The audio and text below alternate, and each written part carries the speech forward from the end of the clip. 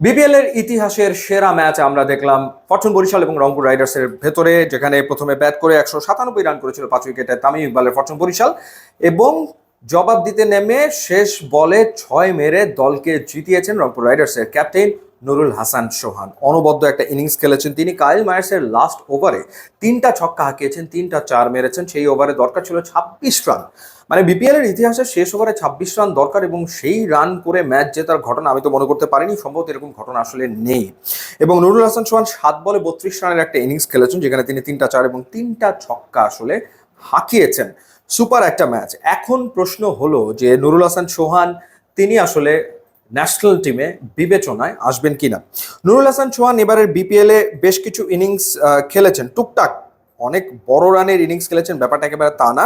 তবে তার ব্যাটে কিন্তু আসলে ডেফিনেটলি রান রয়েছে, সে কথা বলতেই হয়। যেমন আপনাদেরকে যদি জানাই, সবশেষ 2023 সালে তিনি আসলে বাংলাদেশ দলের হয়ে ওয়ানডে খেলেছিলেন, এরপরে আর ওয়ানডে টিমে তিনি বিবেচিত হননি। এবং এবারের বিপিএল স্ট্রাইকার্সের বিপক্ষে 41 রানের ইনিংস খেলেছেন, ঢাকার বিপক্ষে 25 করেছেন। এর আগে তিনি ঢাকা মেট্রোর বিপক্ষে 22 করেছেন, চট্টগ্রামের বিপক্ষে 52 ইনিংস করেছেন। অর্থাৎ মোটামুটি রানে থাকা ব্যাটার বলতেই হবে।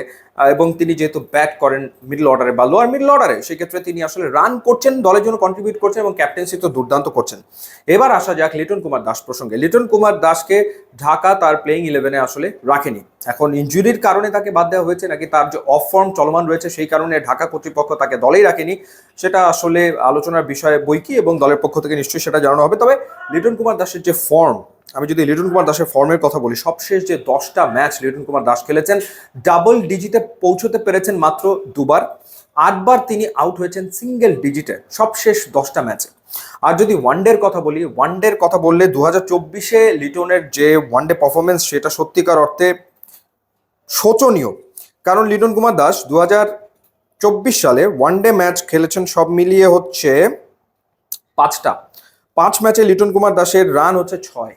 5 ম্যাচ খেলে 5 ইনিংস ব্যাট করে 6 রান তিনি করেছেন ওয়ানডেতে।